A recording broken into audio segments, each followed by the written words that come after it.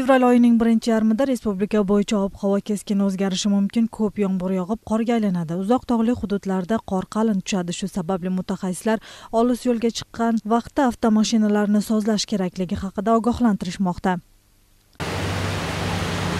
Fevral oyining birinchi haftasida o'lkada o'zgaruvchan ob-havo kutilmoqda. Yomg'ir ko'p yog'ib, qorga aylanadi. Olis tog'li hududlarda qalin qor yoqqani sababli yo'llar muzlashi kutilmoqda.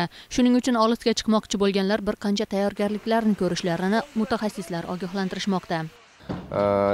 Rayonduk Özlük Ministrligining oblastық жана rayonduk bölümlerine, oblastық başkarmalarına tiyişli telefonlarla jönötüp, ошондой эле бүгүнкү күндө жарандык коргонуу кызматтары тарабынан жана Özgürlük Ministrligining атайын техникалары жана күч каражаттары бүгүнкү күндө даярдыкка келтирилген. Ob-havoni keskin o'zgarishi sababli Bishkek-O'sh avtoyo'lining 121-138-chaqirimlarida qor ko'chki tushishi ehtimoli yuqori.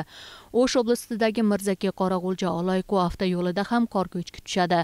Ayni vaqtda mazkur hududlarda texnikalar ishlamoqda. Jabr ellerге жардам берүү максатында бүгүнкү күндө муну айтып кетсе ошол Бишкек-O'sh жолунда Özgürlük Ministrligining texnikalari jana o'zlik quramı o'sha kuch qudratlari navbatda turishadi. Bungacha qalin yoqqan qor sababli Moda qishloq hukumatidagi Bekjar, Kichik Teke ichki chorva yo'llariga qor tushib, yo'llarni to'sib qo'ygan. Yo'l tozalash ishlari 2 kun davom etgan.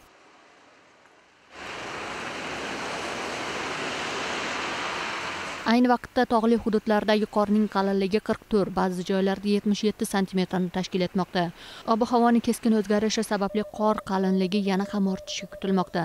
Qirg'iz gidromet markazi ma'lumotiga ko'ra, bunday ob-havo fevral o'rtalarigacha saqlanishi aytilmoqda.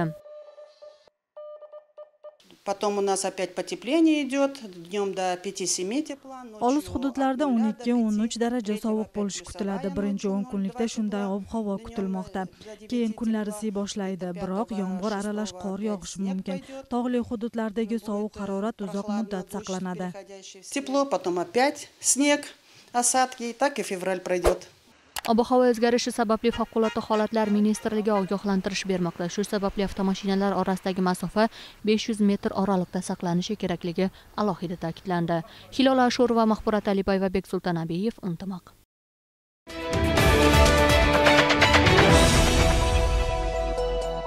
Endi Qirg'izistondagi bolalar bog'chasida yo'lda yurish qoidalari o'qitiladi. Bu haqda Fan va ta'lim ministrligi bildirdi. Buning uchun bolalarga maxsus kitob tayyorlangani, 2 o'quv quroli asosida bilim berilishi aytilgan. Bog'chalarda amaliyot tarzida o'qitilib, maketlar yordamida o'rgatiladi. Ta'kidlab o'tsak, 2018-yil bolalar ishtirokida 1418 yo'l halokati sodir bo'lib, natijada 87 nafar bola vafot etgan.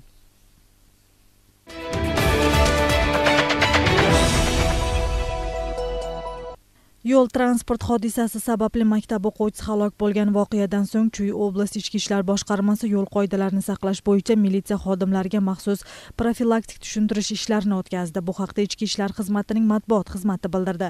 Ma'lumotga ko'ra, militsiya xodimlari xizmat tartibini saqlashni kuchaytirish va yo'l halokatlarini oldini olish maqsadida Lenin maydonida Chuy oblast ichki ishlar xizmatining markaziy apparati shaxsiy tarkibiga profilaktik tushuntirish ishlari olib borilgan. Shuningdek, xizmat transportlarining texnik pasportlari, xodimlarning haydovchilik guvohnomalari va mashinalarning soliq to'lashi bo'yicha hujjatlari tekshirilgan. Bundan tashqari, ma'lumotda militsiya xodimlari yo'l qoidalarini buzgan vaqtlarda fuqarolar bilan bir xil jazoga tortilishini va ichki ishlar xodimlari tomonidan alohida nazorat qilinishi aytiladi. Tezkor xizmat vazifalari va shaxsiy ishlarni bajarayotib, militsiya xodimlari transport vositalaridan ko'p foydalanishadi.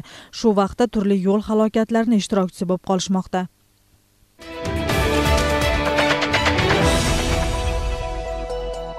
Qozog'istonning Olmaota shahrida bugun 1-fevralda Yevrosiyo hukumatlararo kengashining navbatdagi yig'ini bo'ladi. Unga Qirg'izistonning premyer ministri Muhammadqalay Abilg'aziyev ham ishtirok etishini hukumatning matbuot xizmati bildirdi. Ma'lumotga ko'ra, yig'inda Yevrosiyo iqtisodiy ittifoqiga a'zo davlatlarning hamkorligi, raqamli loyihalarni amalga oshirish, o'zaro savdo-iqtisodiy rivojlanishni ta'minlash masalalari muhokama qilinadi. U Olmaotadagi tadbir davomida raqamlilashtirish bo'yicha forumga qatnashadi. Yevrosiyo iqtisodiy ittifoqiga Qirg'iziston, Armaniston, Belorussiya, Qozog'iston va Rossiya a'zo bo'lgan.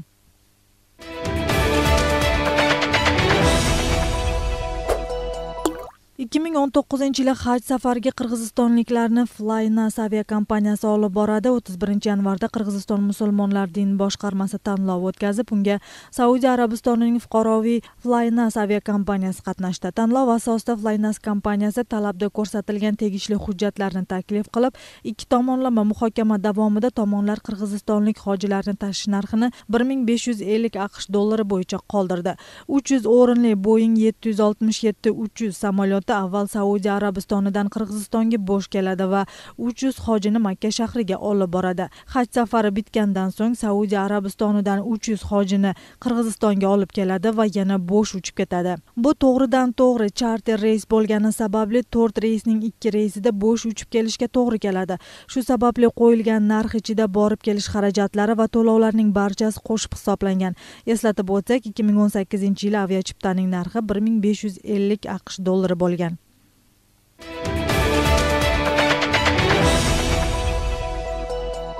Birlashgan Arab Amirligida o'tayotgan futbol bo'yicha Osiyo Kubogida bugun final uchrashuvi bo'ladi. Unda Qatar va Yaponiya futbolchilari birinchi o'rin uchun maydonga tushadi. Bu o'yinda g'olib davlat 4 yil davomida Osiyo chempionlari nomini olib yuradi.